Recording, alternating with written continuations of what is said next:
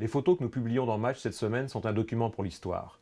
Des images qui révèlent le dernier acte d'une tragédie qui a bouleversé la France et le monde. Après 48 heures de chasse à l'homme, la folie meurtrière des frères Kouachi s'achève lorsqu'ils ouvrent le feu sur le GIGN. Nous sommes le 9 janvier à 17h30, devant l'imprimerie de Dammartin.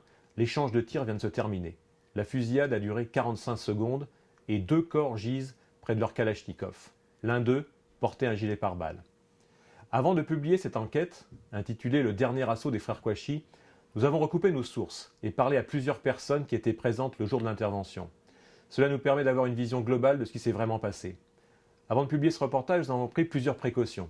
Tout d'abord, ces images ne sont pas sorties du dossier d'instruction. Elles n'apportent pas d'éléments supplémentaires à l'enquête. En revanche, elles apportent au public des images qu'ils ne connaissaient pas et qui sont importantes pour notre mémoire. On sait aujourd'hui que cette intervention du GIGN ne s'est pas exactement passée telle que la gendarmerie l'imaginait. C'est ce que révèle notre enquête.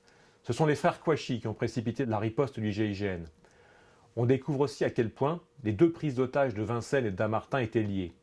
Les consignes venues de l'Elysée étaient que les 2 assauts sur les terroristes devaient avoir lieu simultanément.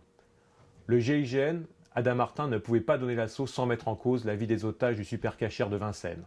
La sortie des frères Kouachi a tout précipité.